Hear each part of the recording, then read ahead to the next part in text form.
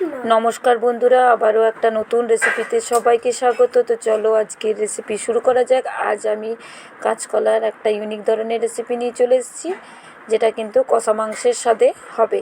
এতটাই টেস্টি হবে, না বানালে কিন্তু কোনোভাবেই বুঝতে পারবেন না।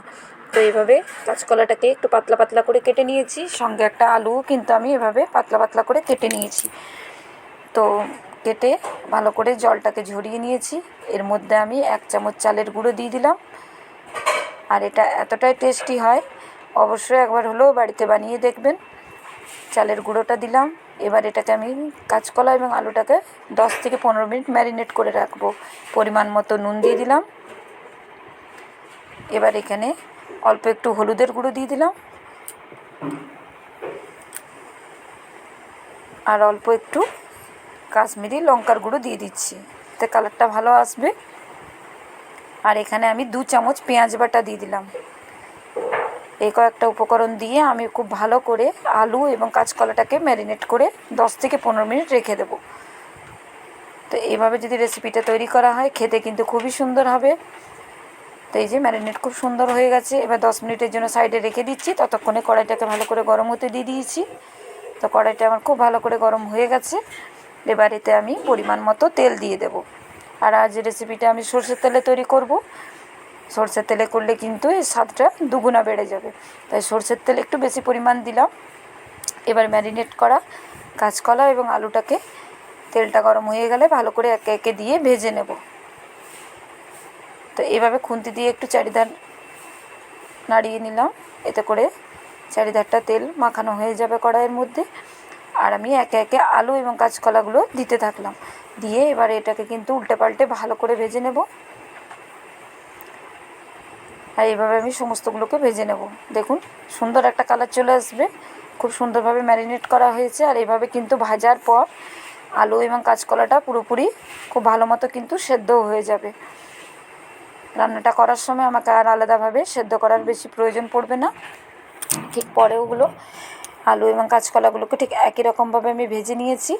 এবার কড়াইয়ে তেলের পরিমাণটা একটু কমিয়ে দিয়েছি। দেখুন যতটা ছিল তার থেকে একটু কম তেল ব্যবহার করলাম, তবে এই রান্নাটাতে একটু তেলের পরিমাণটা বেশিই লাগবে। এবার একটা বড় সাইজের পেঁয়াজ আমি এখানে কুচি করে দিয়ে দিয়েছি। তো পেঁয়াজটাকে দিয়ে নেড়ে চেড়ে ভালো করে লাল লাল করে ভেজে নেব। এখানে কিন্তু পেঁয়াজের পরিমাণটা একটু বেশি লাগবে। তো পেঁয়াজটাকে খুব ভালো করে লাল লাল করে দেখুন ভাজা হয়ে গেছে। এই পর্যায়ে আমি 3টে টমেটো দিয়েছি এখানে আমি, আর টমেটোর পরিমাণটাও একটু বেশি দেওয়ার চেষ্টা করবেন।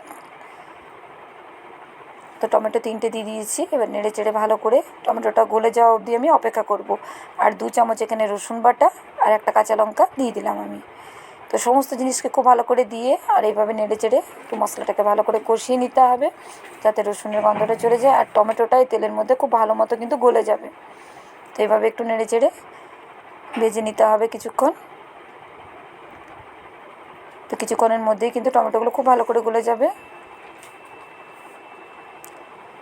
তো এই পর্যায়ে এবার আমি দেখুন অনেকটা গলে গেছে। আমি 2 থেকে 3 মিনিট ধরে এভাবে নেড়ে চেড়ে সমস্ত জিনিসকে মিশিয়ে নিয়েছি। এবার এর মধ্যে আমি 1 চামচ ভর্তি করে জিরের গুঁড়ো দিয়ে দিয়েছি, আর অল্প একটু হলুদের গুঁড়ো দিয়ে দিলাম পরিমাণ মতো। দিয়ে খুব ভালো করে মিশিয়ে নেব। এবার মশলার গন্ধটা খুব ভালো করে যাতে চলে যায়, আর ভেজে নেব খুব ভালো করে আমি কিন্তু সমস্ত জিনিসকে।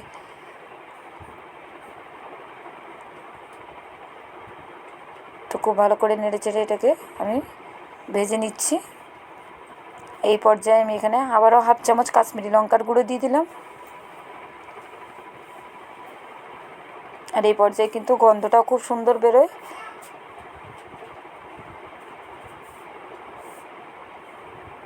তো এবার আমি ভেজে রাখা আলু এবং কাঁচকলাটাকে দিয়ে দিলাম, দিয়ে খুব ভালো করে মশলার সঙ্গে মিশিয়ে নেব। 1 থেকে 2 মিনিট এভাবে সমস্ত জিনিসকে মশলাটাকে খুব ভালো করে মিশিয়ে নিতে হবে। যেহেতু মশলাটা খুব ভালো করে কষানো আমার হয়ে গেছে, তাই এই পর্যায়ে আর বেশি না করে আমি এর মধ্যে জল অ্যাড করে দিলাম।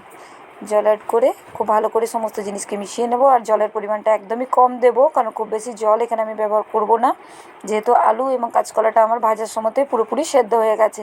তাই অবশ্যই খেয়াল রেখেই কাজটা করবেন, যাতে কাঁচকলা আলুটা একটু পাতলা পাতলা করে কাটার চেষ্টা করবেন, তাহলে কিন্তু রান্নাটা খুব তাড়াতাড়ি হয়ে যাবে। তো অল্প একটু জল দিলাম, জল দিয়ে এটাকে ভালো করে একটু নেড়ে চেড়ে যাতে মশলার গন্ধটা চলে যায়। এই পর্যায়ে এবার এটাকে আমি গ্যাসের ফ্লেমটা কম করে 3 থেকে 4 মিনিট ভালো করে ফুটিয়ে নেব। তো 3-4 মিনিট ফোটানোর পর দেখাচ্ছি কালারটা কতটা সুন্দর এসছে, আর গন্ধটাও কিন্তু খুব সুন্দর বেরোয়। অবশ্যই একবার এভাবে কাঁচকলার রেসিপিটা তৈরি করে দেখবেন।